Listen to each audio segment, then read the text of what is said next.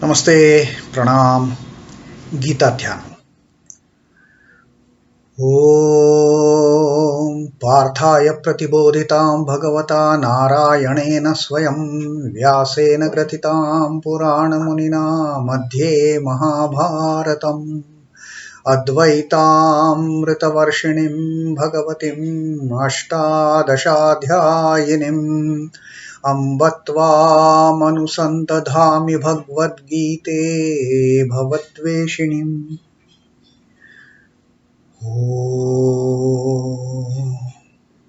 O Bhagavad Gita, with which Lord Narayana himself gave enlightenment to Partha, the ancient sage Vyasa included it in the Mahabharata.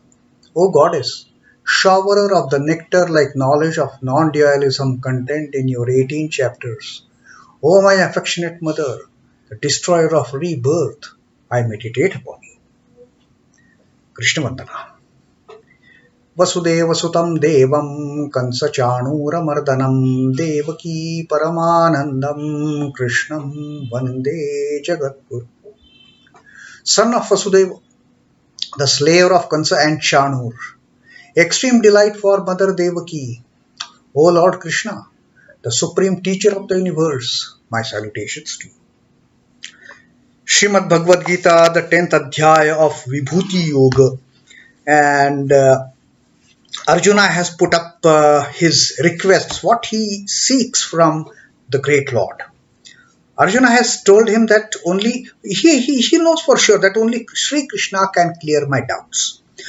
He is the only one who is capable of telling everything about himself. Otherwise, no. None of those great sages are even capable of knowing the Lord to his fullest extent. Only the Lord can tell me. And Sri Krishna tells me, now you have to tell me without keeping anything in reserve.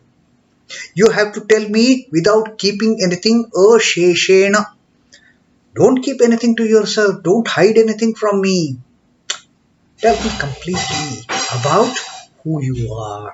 What are your manifestations? And the 17th shloka that we read last, now he has clearly asked Sri Krishna that he wants two things. That he wants to know how to meditate upon the Lord, how to meditate upon that eternal aspect, that nirakar, formless, nirguna, devoid of any qualities, that imperishable aspect of the Akhanda Brahma Satchidananda. That is what Arjuna had asked, the first part of the 17th shloka that we read last. Katham vidyamaham yogins tvam sada parichintayan. I want to meditate, constantly meditate on you. You tell me how to do it. How to meditate on that eternal, imperishable, formless aspect of yours, which is not bound by any time frame, which doesn't come, which is aja, which is unborn, which is avyaya, which cannot be perished, which is akshara, which is imperishable. Let me know, tell me, teach me. Katham vidyam. I want to know. Tell me, how should I know you as that great yogi? Who is the Satchidananda Brahma? How should I meditate upon it? And then he had asked, Keshu Keshu Chu Bhaveshu. This universe you have created, this entire creation you have created, you have filled with so many things. It is such a complex, it is such a diverse creation. So many forms, animal, plants, animate forms, inanimate forms. You have just gone crazy creating all this. And then all these animate forms with all those 20 qualities that Sri Krishna had attributed to each individual. So imagine, just for our country, 135 crore population into those 20 qualities of each. How to know Lord in all these diverse variations? How to know Lord in all these diverse modifications that He Himself has created? So now Arjuna is asking, Keshu Keshu cha bhaveshu chintyosi Bhagavan Maya. Oh my Lord, please have mercy and tell me that how do I think about you in all these multitudinal variations, in all these multitudinal diversities that you have created around me. That also you have to teach me.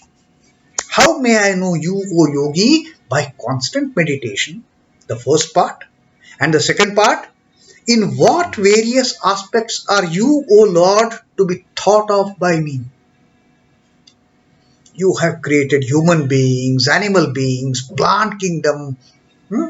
So let me know in which all these forms you are there, in which all these forms I should be thinking about you.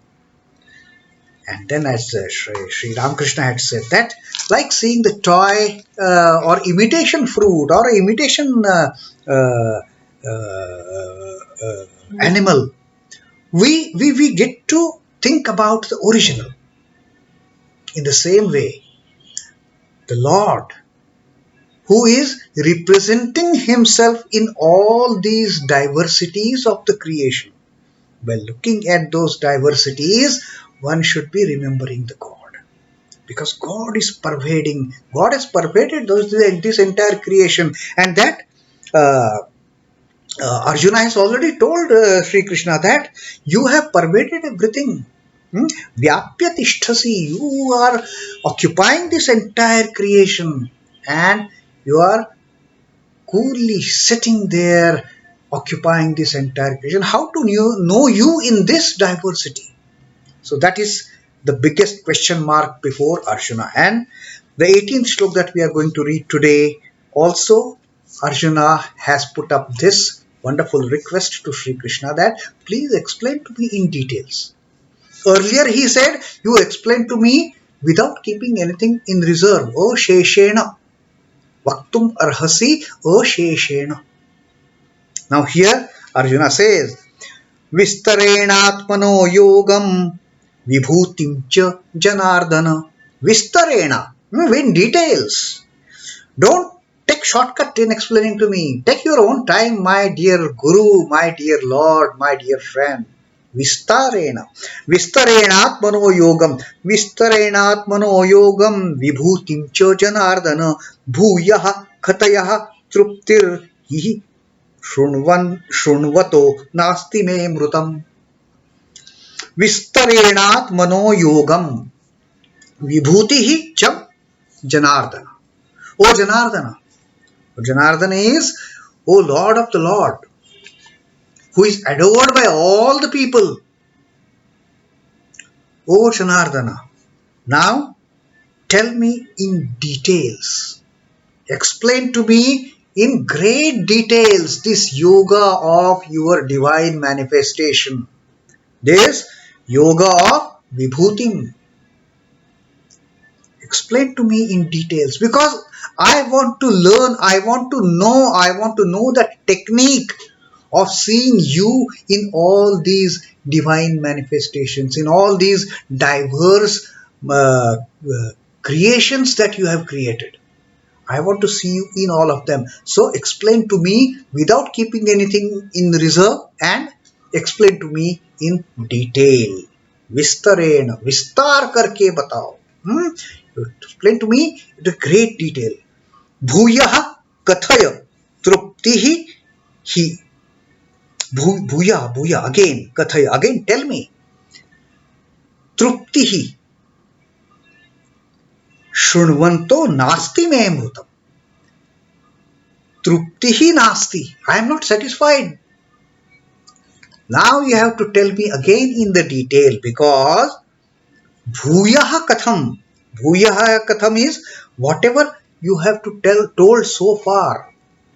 Again you have to tell me, because tṛiptir śhṛiṇvato nāsti, having heard from you whatever you have told earlier, I am not just satisfied with that teaching of yours which you have told me. Me amrutam, which is, in fact, though that teaching which you have given, it is the life-infusing words. It is like a nectar-like teaching. But I am yet not fully satisfied. I have taken the gist from what you said. I have understood a little bit of it.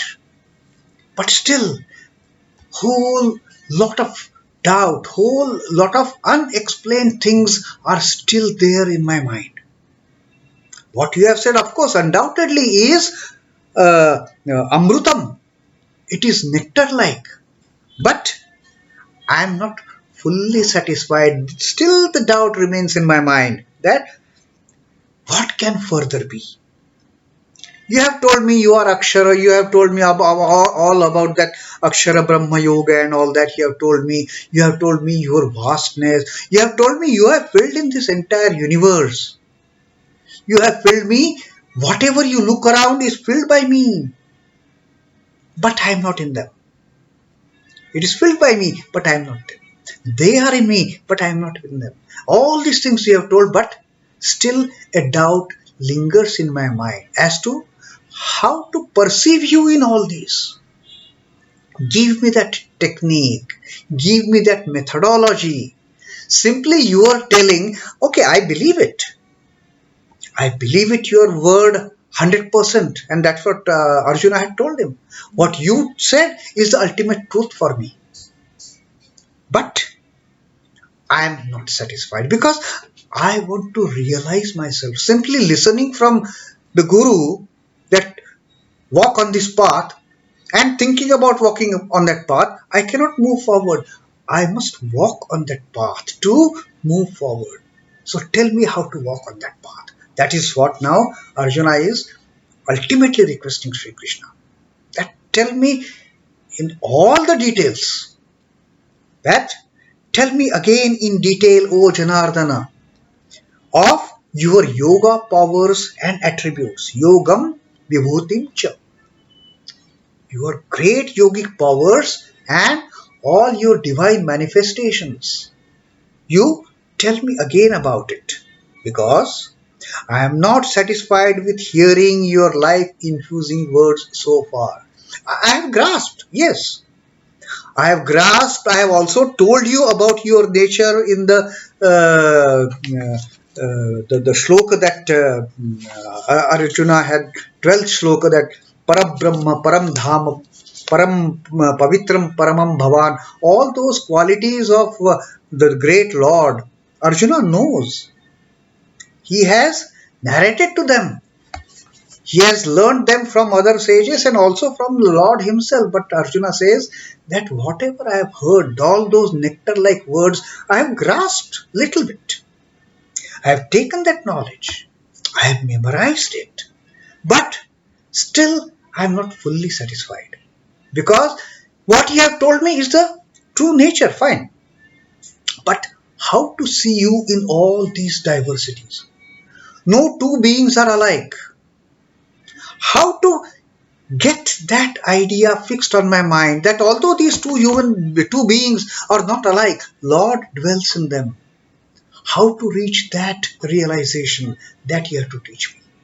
Therefore, Arjuna says to Sri Krishna that your nectar-like teaching, of course I have grasped. What you have taught me is like nectar, is like amṛitam. But still, I am not that very satisfied. Tṛiptir nāsti, śhṛiṇvato. Having heard it, I am not fully satisfied. Tṛiptir nāsti. So, you tell me again, vistareṇātmano yogaṁ kathaya. Again you tell me.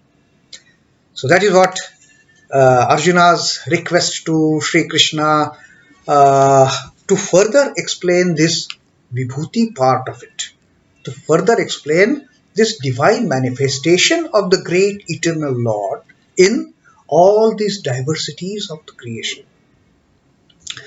He is Janardana, who is adored by people both for earthly enjoyment and for liberation. Janardana. Jana is people. Ardana, adored by people. Adored by people with two objectives. One is enjoyment of worldly and the enlightenment. Initially, they may try to appease this Janardana, try to appease this Lord of the universe.